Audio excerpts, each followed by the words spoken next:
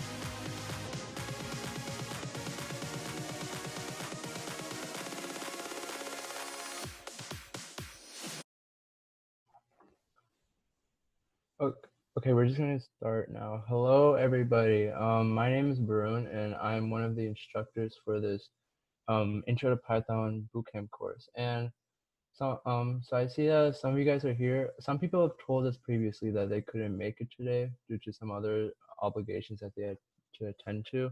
But thank you for all coming. We really mean it. And let's go ahead and get started with our lesson today.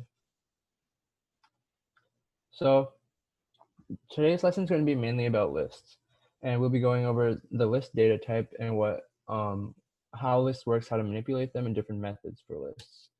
So before we even get started, I want to go ahead and give some updates on our course. So pretty much after our lesson, we got to talk to some other people who weren't actually part of our course. We got them to watch a video and give us feedback on what to improve on. We also talked to some of our members that are attending the course, we asked them how we could improve, and we actually got really good feedback. And we figured out different ways to make our course better and more easier to understand for the students that are attending. And another update I want to give is I want to give a shout out to some of the people whoever asked help on the homework. I really appreciate them asking help, because the thing is with programming, it's even the world's best programmers were once in your own shoes. They didn't know anything about programming, and they had to ask help from mentors online and other people um, to like help understand what programming is and different concepts in programming. Some people maybe use online applications like Stack Overflow, while other people use mentors, parents, and friends, who actually knew programming. But I want to applaud everyone who asked help on the homework, and don't be afraid to ask help on the homework. We're all here just to help you. You can ask some of your classmates. You can ask us. You can ask anyone. Just don't be afraid of that. And yeah. So let's go. Our other instructors, Edgar and Rick, they're working on supplemental CS logic courses and a Scratch course for like elementary school students for the summer. The CS logic course will be released sometime soon. It's not a course, it's just supplemental videos that will be on YouTube, which will help you guys understand the process of understanding how to approach a programming problem and how to properly dissect a problem and approach it and solve it properly whenever you're stuck when it comes to programming. And the Scratch course will mainly be for the youth, kindergartners to like fifth graders. If you have siblings or other friends that are interested, don't be afraid to message us. Just reach out to us and we will give you guys the updates about that course and when that'll be released. And finally, we'll be introducing a weekly programmer tip along with our slides, in which they'll give you guys some tips to aid on your programming journey and help speed up the process when it comes to learning programming. That'll be coming in the next slide. And finally, you can check out our website for our organization. One of our instructors will put it in our chat in Zoom call. And you guys can just check out about our organization, see what we're mainly about, and how we plan on impacting the world. And if you have any questions about that, just go ahead and message us and we'll reply to you as soon as possible. Okay. So now let's move on to our weekly programmer tips. Our tip for this week is learn by doing. Always play with the code while learning. When it comes to any new subject, you'll learn it faster if you actually play around with it and actually learn it that way. That definitely applies to programming and code. Even if you were to go through an entire lesson, chapters of programming really quickly, for example, if you take a topic like variables, loops, or something like that, anyone can learn it like that, even if no matter how smart or dumb you would be. But the thing is, if you're going through it really fast, in the future, you may be scratching your head, like asking yourself, how do I write a variable again? How do I write a loop again? How do I write a list again? And you won't understand the syntax, and you won't understand how to apply it.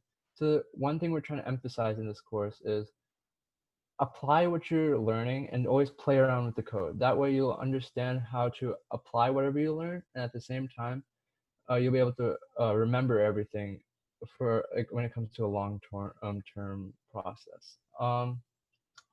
And one thing I want to encourage you guys to do is like build a programming project as you go through our material or other supplemental material.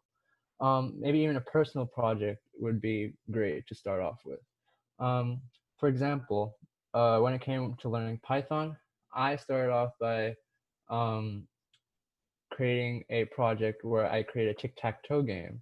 And all I did was I started off the game by just starting simple variables, and soon that turned into lists, for loops. And that's at the end, I even turned into object-oriented programming for Python, which you guys will learn later on in the course. And And in the end, I was able to create a bot which I couldn't even beat, or no human could possibly beat. Either you would win, or either you would lose, or you'll tie against the bot. And I definitely encourage you guys to build a project as you go through the material. That way, it may take a long time because you'll slowly learn the concepts and then you'll apply it.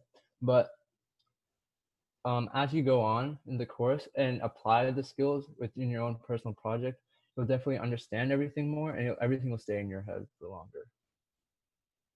So let's actually get into the content for today.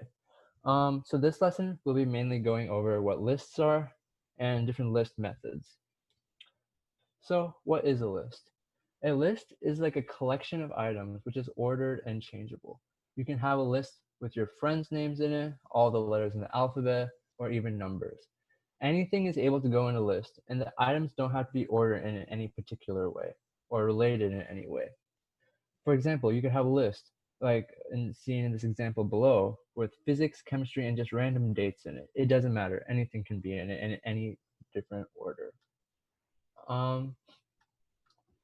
So now, how do you create a list in Python? To make a list, you use square brackets, and you separate the items in a list with commas. So let's actually show you. I'm going to show you guys how this is actually done. So I'm going to go to our Jupyter notebook here, and right here, you guys can see I created a list of just NBA players and some of the most popular NBA players. As you can see, we have LeBron James, and Kevin Durant, Kawhi Leonard, Anthony Davis, and so on. And we separated each item in a list with a comma. So that's how you write a list.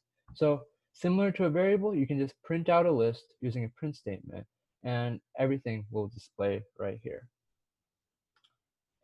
Now does anyone have any questions about lists before we move on to accessing items in a list and more?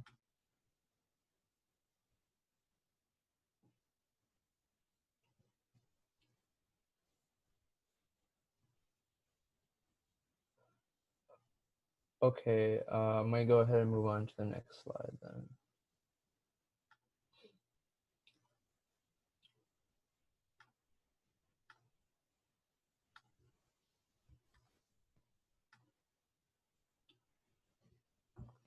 So how do you access specific elements in a list?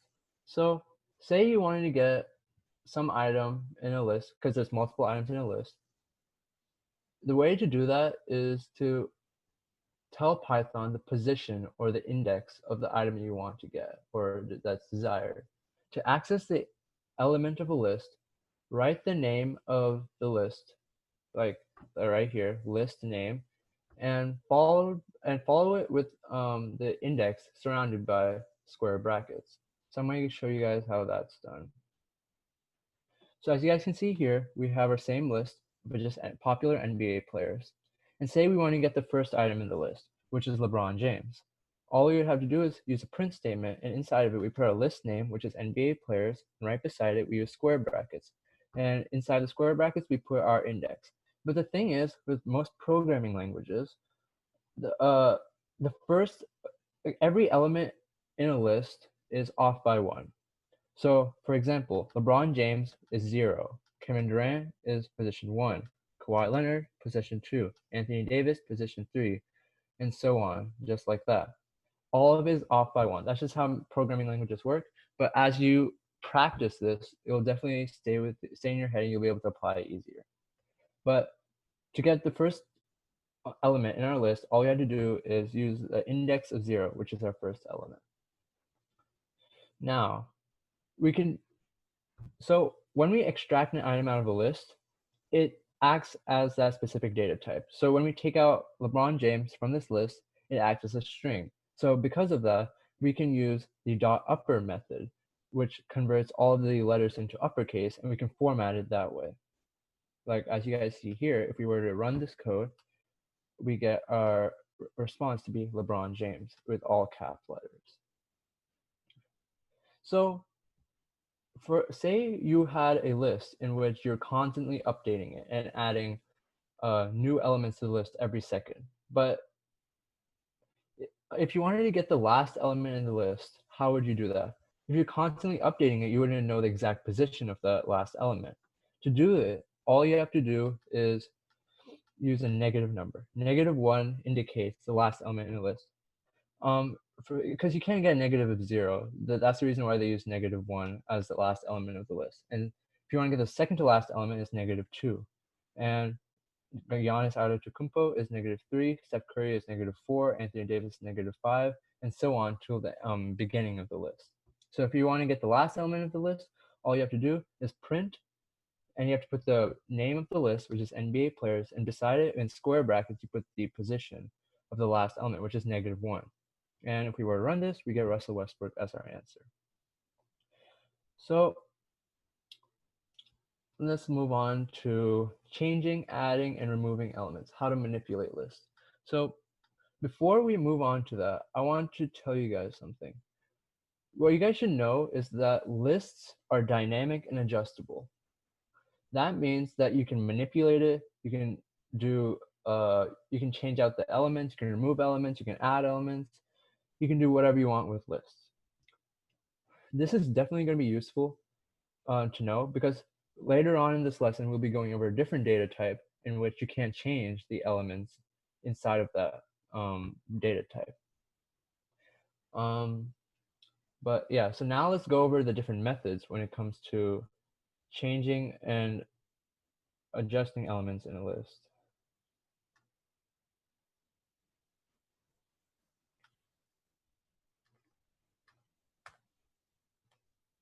Okay.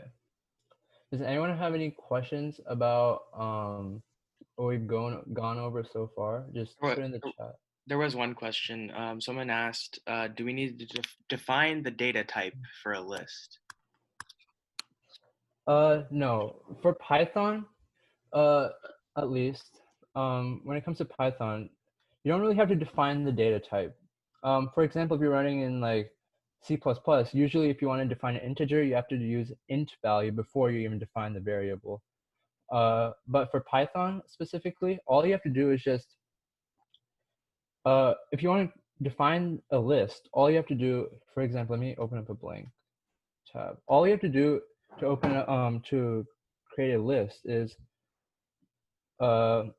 just, you can name it, think of it like a variable. You can name it whatever you want. And first, for example, we use our old list.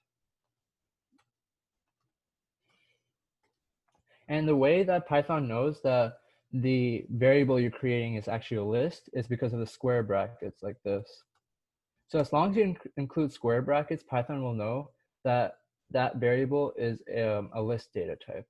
If you don't include that, it'll think of it more of a variable or something else like that. Does that answer your question? Yes, very good. Thank you.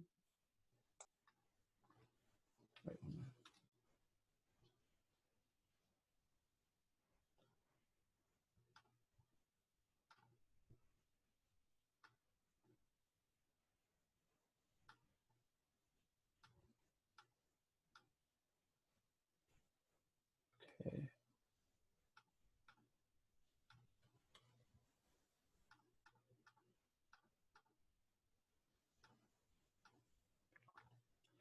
Okay, so now let's get into changing elements in a list. So when you're programming, especially when you're working with lists, you may want to change different elements inside of a list, and it's definitely useful when it comes to like creating different programs. For example, say you had a list in which you store different passwords for like a website, and say someone were to change their password. That means you would have to change that element inside of that list. How do we do that? The way to do that is by using this method I'm about to teach you guys right now. So to change an item in a list, you have to start off by using list indexing, which we talked about previously, and just use it as a so the way you do it is you first define the list name, and after that, beside it, you use square brackets and put the specific index of the element you want to change. And then think of that part as a variable. Then you just define it or store a new value like by using equal sign. So that's how you change an element in a list. Let me show you guys how it's done to actually, so you guys actually understand it.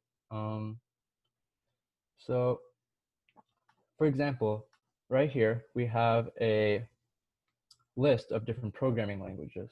We have, it includes Python, Java, C++, JavaScript, MATLAB, and Rust. And if we wanted to change the third element of the list, we have to use list indexing. So we start off by typing out the name of the list in which our element or the element we want to change is in, so which is programming languages. And right beside it, we use square brackets. And inside of the square brackets, we include 2, which is actually the third element in the list. So we want to change C++ into a new value. Then right after that, we just we use the equal sign and put our new value right after it. We're just storing a new value for that element position. And after that, as long as we just print out the statement to see our changes. And as you can see, C++ is replaced by PHP, which is a different programming language. So that's how you change elements in a list. But how would you add elements to a list? To add elements to the end of a list, you can use a method called append. So when you append an item to the list, it's always added to the end of the list. You can't do it to a specific position. But how do you use the append method? It's very similar to string methods. You just define your list. First, you just type out your list, which is your list name right here. Then you use a dot append method right after. You just type dot append. And in the parentheses after that, you just put in the new value in which you want to add to the list. So as you guys can see here, we have our same list of programming languages. And we want to add a new element in which we're trying to add C# to the end of that list. And we're doing that by using the dot append method. We start off by using, we start by typing out the name of the list in which we want to add the new element to, which is programming languages. And then we use the method dot append. And inside of the parentheses, we add in the new value, which we're going to add to the end of the list. And if we were to print that statement out, as you guys can see here, the new element is actually added to the end of that list. And the dot append method is also very useful when it comes to manually creating a list. So say you want to create a list from scratch. All you have to do is define the list first by specifying the data type by using the square brackets. And after that, you can manually append new values into that list by using the dot append method, as you guys can see here. We're just recreating the same list we have up here. And we just repetitively use the dot append method to add every single element which we want to add into the list. And in the end, the list is identical to what we had up here. Now let's move on to actually, so if you wanted to add an element to a specific position in a list, how would you do that? We're going to use something called inserting elements. So while the append method only lets you add items to the end of the list, the insert method allows you to add to a specific place in that list. So you can, the way you do this is by specifying the index of the new element and the value for the new item. So I'm going to show you guys how to actually use the insert method. As you guys can see here, we have the same list that we had earlier, and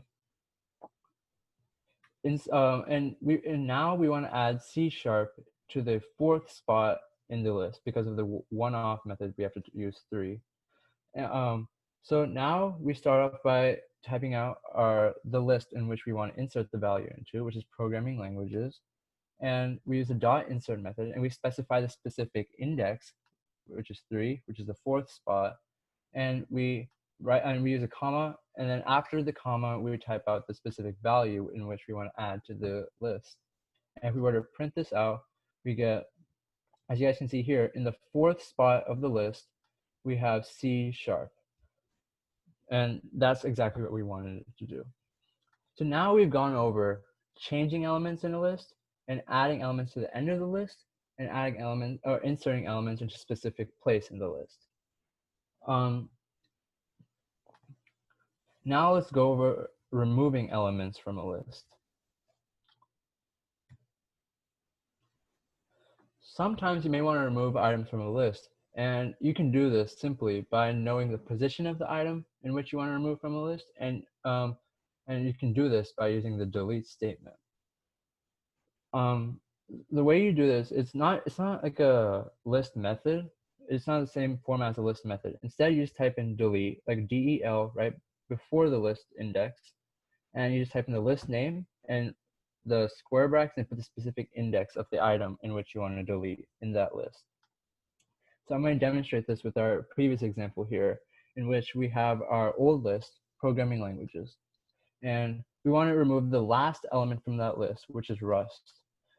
The way we do this is by using the delete statement, and we start off by using the we're typing out del, which is signifying the delete, and right after that we just type in programming languages, and in square brackets we put our index, which is we want the last element deleted. And when we type that out and we print it, as you guys can see here, Rust is deleted from the end of that list. So that's like one of the ways in which you can remove elements from a list. But sometimes you may want to remove an item from a list. Sometimes you may want to remove an item from a list and actually store that value inside of a variable. How would you do that? The pop method can remove an item with from a list and from a specific index, and it lets you work with the item after you remove it. And how would you write it? It's very similar to other list methods in which you just type in the list name, you do the list method, which is .pop, and inside of the parentheses you put the specific index in which you want to remove it from. So I'm going to show you guys how the pop method actually works. So as you guys can see here, we have our list programming languages, and inside of the and which we have all of our different programming languages inside of that list. And here, because of the pop, remember I said the pop method allows you to store the remove value into a variable, and here we're storing we're trying to remove the last element in the list. And to remove the last element in the list, you don't have to include any specific index. It'll just you just have to leave the index blank, and it'll remove the last element in the list. And we're removing the last element in the list, and we're storing it into a variable called popped p language, or pop programming language.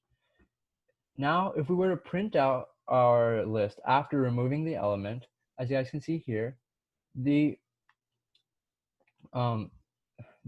element is removed from the list and it's not there anymore. But if we were to print out our variable in which we stored our removed value from, we see that Rust is actually stored into that variable. And this can be kind of useful in many different situations. For example, right here, in our list here, we have two different lists. We have a list called Learn Languages, in which we put all of our different learned languages inside of it. And after that, we have a list of unknown programming languages, which we haven't learned yet. And say we have a program in which when we learn a new language, we remove it from the unknown programming languages list and we add it to the learned languages list. How do we do that? We have to use our pop method. We use a pop method. So say we learned the programming language JavaScript. We use the pop method to remove from the last element of the list, and we store that into a variable. Then we can print out using string formatting. I just learned the JavaScript language using the variable in which we stored it in. And if we were to print that out, so you guys can see here, JavaScript is removed from the unknown programming languages, and it's moved to the new learned languages using the .append method. And that's mainly how the pop method can be used. You can use it in different applications, but usually programmers use it in that way. Um, and as I said earlier, you can remove from a specific index as well. All you have to do is just specify the specific index inside of the parentheses, and it'll remove it from that place in the list. So finally, there's one more way you can remove items from a list. You can remove it using the remove method. But the thing is, with the remove method, it removes by value instead of the index. So this can be useful if you want to remove, for example, if we had a program right here, and in our programming languages list, we want to remove the specific value MATLABs. The way to do this is we just type in, similar to other different list methods, we just type in our list, and using the list method, we do dot remove, and in the parentheses, we include the specific place in which, the specific value in which we want to remove from that list. And if we were to do that, it removes that value from the list altogether, as you guys can see here. There's no MATLABs there. So that's pretty much all we have for this lesson. One thing I want to just briefly go over is the sort, reverse, and length method. And these are kind of used overall when it comes to organizing different lists. And since we're kind of running a little bit short on time right now, I'm just briefly going over what each of those do. And for one of your homework assignments, it's actually to go over that Jupyter notebook, in which we'll actually go over the different type of, it will go over how organizing lists work.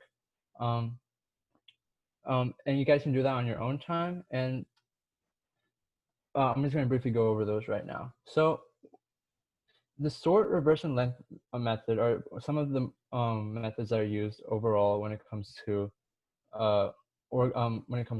organizing lists. There's still many other methods, but these are the most common ones to use. The sort method allows you to list out. It permanently changes the list to make sure everything's alphabetically listed. The reverse method reverses the original order of the list. And the length method just finds the length of the list or the amount of items or elements inside of that list.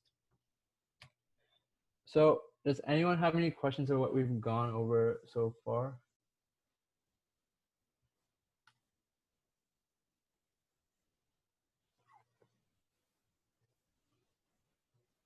Okay, so now I'm going to quickly go over our homework for this lesson before we move on to lesson 4. So one of the homework assignments in which we want to do is we want you guys to create an account on hackerrank.com. Hackerrank.com is a website in which you can showcase your programming skills, and companies, universities, and other just people in the world can see how much you actually know. And the cool thing about HackerRank is more assignments you do, higher level you get. And usually for a programming language in HackerRank, you're ranked from 1 star to 5 star. And employers, universities, and other people can see that and potentially give you an interview opportunity or actually understand that you actually know that programming language. And the way to improve your rank is by doing different programming tasks. And there are multiple tasks for different languages, but we're mainly going to be focusing on Python for our course. And one assignment which I want you guys to do today is to do the list assignment. And we've kind of gone over everything you guys need to know for the list assignment, but if there's anything new you need to learn, it will show up right here in the problem description. It will quickly go over how to use it. It may be hard to navigate to get to this part. If you guys ever need help with that, just don't be afraid to like message us. We'll guide you through on how to get to that specific section. But complete this assignment for this week, and that way you'll get a good understanding of different list methods and how to use them and when it comes to a programming application. And the second homework is just go over that Jupyter notebook in which I went through just now. And if you go through that, you'll definitely solidify the concepts and the different programming syntaxes in which you guys need to know for this course, for lists specifically. And it'll help. And as in the Jupyter notebook, we have different practice assignments for each section. So you guys will actually apply whatever you guys learned in the Jupyter notebook. And if you ever need help when it comes to some of these practice problems in here, don't be afraid to message us. We'll just help guide you through that programming problem, and it will help you out as much as we can. So if anyone has any questions, you can go ahead and put it in the chat now. It can be about last week's homework assignment. It can be about this week's homework assignment. It can be about what we learned just now. Anything. I will answer those questions now.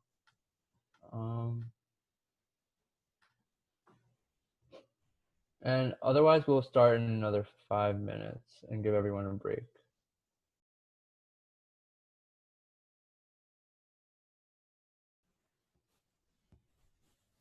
So we got a question asking if we are using Python to do the list homework or HackerRank to do the list homework. So actually HackerRank has its own built-in integrated design environment or coding text environment for Python inside of it. So what you usually do is you write your code inside of the HackerRank IDE, and once you run the code, if the output correlates to what their answer is for that assignment, you will get a check mark saying that you completed the assignment. Otherwise, you'll have to do it again till your answer matches up with what their answer actually is. But yeah.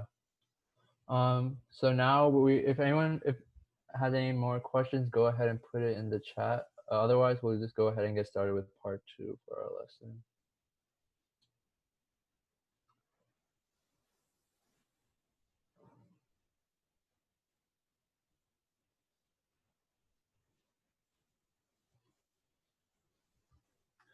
And yeah, we're just kind of using HackerRank to give you guys practice with coding assignments. At the same time, it will be useful for you guys when it comes to the future. So if you wanted to show, I don't know, a company or a college or something like that, that you have coding skills, they can easily just look at your rank and see your rank like internationally in the world on hackerrank.com to see how much coding skill you actually have. And usually HackerRank will have different competitions annually or monthly, and you'll be able to participate in those competitions. If you win, you can win prize money. Sometimes you can win an opportunity for a company and many different things like that. But yeah, let's go ahead and move on to our part 2 for our lesson. And this lesson will go hand in hand in with what we learned so far. And what we're going to go over in this lesson is actually working with the list using for loops, slicing, and tuples. So wait 1 minute.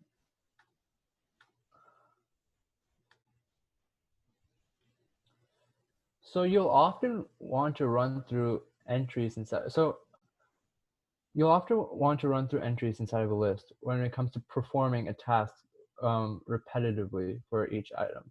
And for example, say you had a list of numbers and you wanted to square all of the numbers inside of that list. How would we do that? It could be done with something called a for loop. A for loop in Python is used to loop over an iterator. And an iterator is just an object that enables a programmer to go through a list or traverse like a list. And now let's actually convert what I just said into a list. And if you guys didn't know, the syntax for a list is very simple. It's for, and you just type in a variable name inside of a list. It will apply a task after that. It may be kind of confusing right now.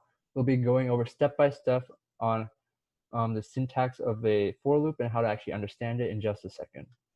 So I just want to show you guys how a for loop works before we actually move on. So in this example, we have a list right here.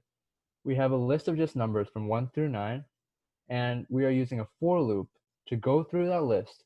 And for every element in that list, it will square that number, as you guys can see here. It squares it, then it appends or moves it into a new list. And our new list is square number. And if we were to run this task, it will go one by one for every entity in that list, square it and move it to square number. And as you guys can see here, the squared value of every value in the num list is in the square number list. So now I just explained what for loops are. Let's actually go step by step on how for loops work.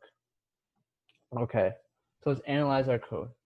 So in our first line, we have for num in num list. This line tells Python to like retrieve the first value in our list, which was 1, for example, for our first number, and associate it with the variable num. So all it does is, if we go here, it takes our first number, which is 1, then in our list, then it associates it with the variable number. So that's like, it's like num equals to 1 pretty much. Then for our second step, we are squaring that number and we're appending it to a new list. So it runs this part first. So the variable num, which is associated with the number 1, is squared, and which still equals to 1. And then after that, that value is just appended into the squared number list, which is an empty list, right? And this just repeats over and over and over again for every entity in that list. So right now we have 1 through 9 until it goes like through it 9 different times. As soon as it's finished at the end of that list, the for loop will stop. And the same thing will happen for number 2 as we did for number 1. 2 will be associated with the variable number, and then that number variable is squared, and then we append that squared value into the squared number list. So that's how for loops actually work. Now, let's move on to, so let's go ahead and talk about what would happen if we had, so for for loop, if you want a task to execute on that list of items, we always have to indent it inside of that for loop. But what if we have a task after the for loop that's not indented? As you guys see here, we have a list of students and just random people names inside of it. And what we're doing is we're associating each person's name, we're going one by one, we're associating the first person's name with the variable names, and we're just printing it out in a statement saying, welcome to this Python programming class in the title case format using the title method. And right here, as you guys see here, it's going through every single element inside of that list, associating with names and printing it out. So you can see, welcome to Python programming class, Johnny, Calvin, Joey, Avery, Eric. And at the end of that, only after this loop is done, it prints out the statement after it. Thank you for coming, and I hope you learn a lot. So a for loop will continue to run over and over again until it reaches the end of that list right here. And only after that, then only will print out the statement, thank you for coming, I hope you learn a lot, or after the for loop, which is not indented into the for loop. Now, let's go over the range function. So the Python range function just makes it easy to generate a series of numbers. And for example, you can use a range function to print out like a list of numbers, like what I'm about to show you guys right now. So right here, we have a for loop in which we're creating. So before I even go ahead, a range function kind of works as a list for numbers. Using a range function, you can easily create a list of numerical values. Right here, all we're doing is we're creating a for loop in range of 1 to 5. That means it'll give you all the numbers. So it'll create a list of numbers from 1 all the way to 4. Because, for example, the reason why it works like this is because of the one-off rule. Because the syntax of a range works like this.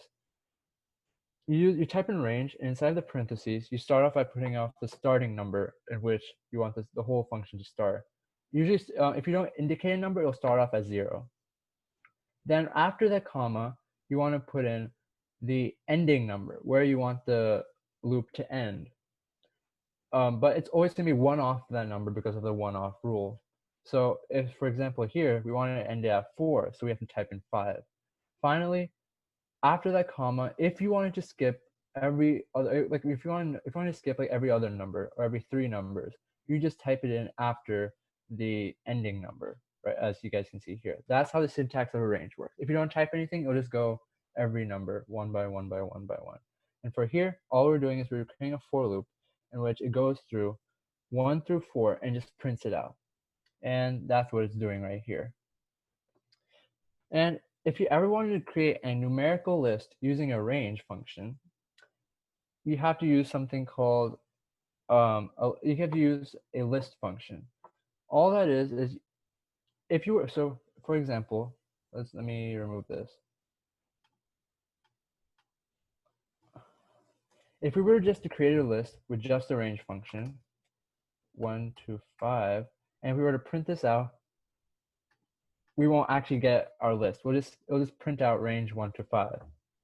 But if we actually want to display 1, 2, 3, 4, those numbers, we have to enclose that range function with a list function. So the way to do that is like this.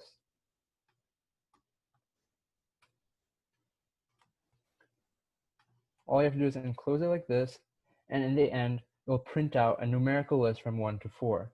Similarly, we're going to do the same thing, but include a step this time. We're going to go every other number. And here, it will print out, starting from 1 all the way to 9, it will go every other number. It'll go from 1, 3, 5, 7, and then 9, and then that's where it terminates, and it's done. So that's how the range function works.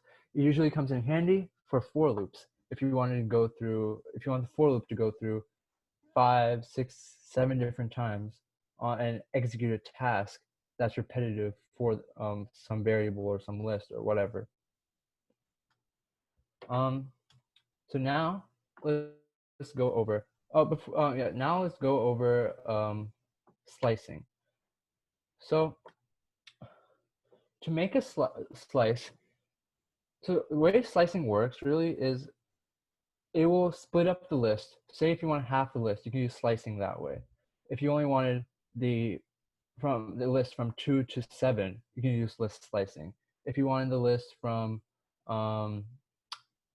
5 to 9, as you guys see here, you can use list slicing. Now, the way list slicing works is you specify the index of the first element and the last element in which you want to work with. And very similar to the range function, Python stops one item before the second index you specify. And to output the first 3 elements in the list, you would request indices 0 through 3, which would return elements 0, 1, and 2. That's how list slicing works. So let's actually go through an example for list slicing. As you guys can see here, we have a list of different car brands: Tesla, Ford, Toyota, Honda, Ferrari. And we want to print out the first 3 statements, right? The way to do that is we indicate our starting indices, which is 0, and our ending indices, which is 3. We actually want 2, but because it's 1 off, it will print out, we have to use 3. So that way we're using list slicing, we're able to get the first 3 elements of the list specifically. Now, just similar to that, if you ever want to just copy a list into another list, you can use something called, you can use list slicing as well, but you don't specify the starting and ending. That way, you'll just assume, oh, I'm going to start at the beginning and I'm going to start at the end. And you just store that into a variable. I'm going to start at the beginning, I'm going to go all the way to the end. And you just store that into a variable and you print that out right here. As shown, we have my foods. We have a list inside of it: pizza, falafel, carrot cake.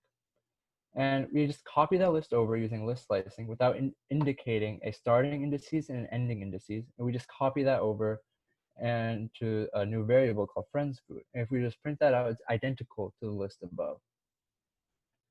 So that's really how list slicing works. Now, remember how I told you guys that lists are dynamic and changeable, right? Tuples are kind of the opposite. Tuples work exactly like a list, but all the values you put inside of a tuple stays the same. So once you define a tuple, you can't really access individual elements inside of each item's index like you would for a list. So when compared with lists, tuples are like very simple data structures.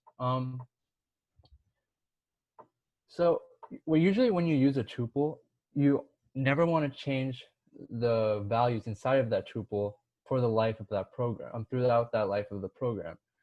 So that's the way tuples are really used. To write a tuple is very similar to a list. All you have to do is you define a tuple by, for example, you just give it a variable name or just a name for the tuple and you equal it. And instead of square brackets, you use parentheses and you just put the values inside of it, the parentheses, just like that. And right here, as you guys see here, say I have a rectangle dimensions right here in a tuple, 145. And we want to print out the first element inside of that tuple, very similar to a list. We just type in the tuple name, and inside the brackets, we just get the first element inside of that tuple. And as you guys can see here, we get our value of 100.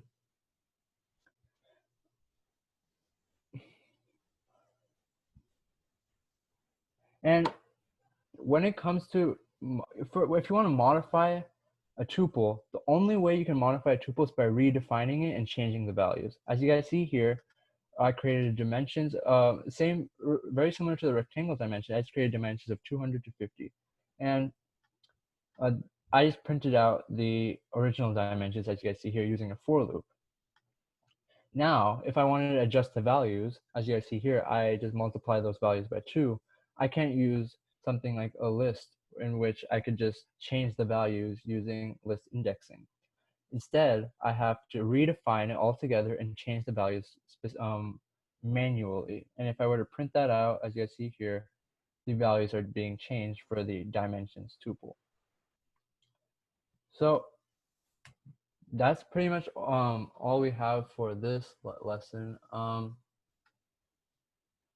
If you guys have any questions, go ahead and put it in the chat. And I forgot to put it in the PowerPoint, but your homework for lesson 4 is just to go over the lesson 4 Jupyter Notebook, in which we'll be sending out in the email soon. And there's different practice problems inside of that, inside of the Jupyter Notebook, in which you guys can practice everything. But yeah, if you guys ever need help with that, don't be afraid to reach out to us. We'll help you and guide you through how to solve the problems. But for now, if you have any questions, go ahead and put it in the chat and we'll answer that. There's one question. What's the difference between a list and a tuple? Yeah, so think about it like this.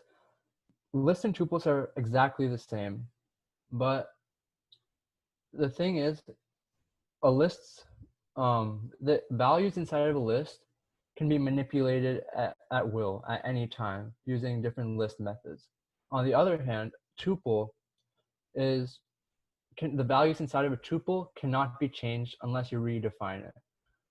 So usually when it comes to programming, programmers usually use a tuple when they want to make sure that the values inside of the tuples are never changed throughout the whole program. But they use a list if they want to manipulate the list and change the values inside of the list. That's really the main difference between lists and tuples. You can use them together in different ways, which is more advanced. We may be going over later on in the course. But for now, that's all you guys need to know about lists and tuples. Does that answer your question? Yeah, thank you guys for coming. Be sure to add yourself to the Discord server because that's where we can answer your questions when you're actually doing the work. As our instructor Varun said earlier, like the main part of learning this course is just having that platform to learn on.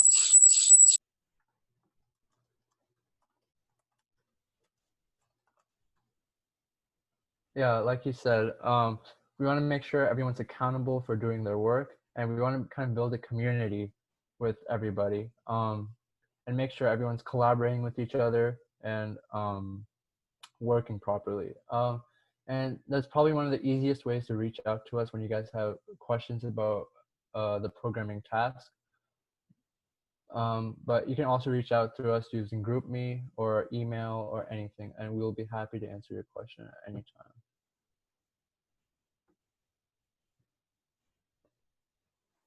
Does anyone else have any other questions?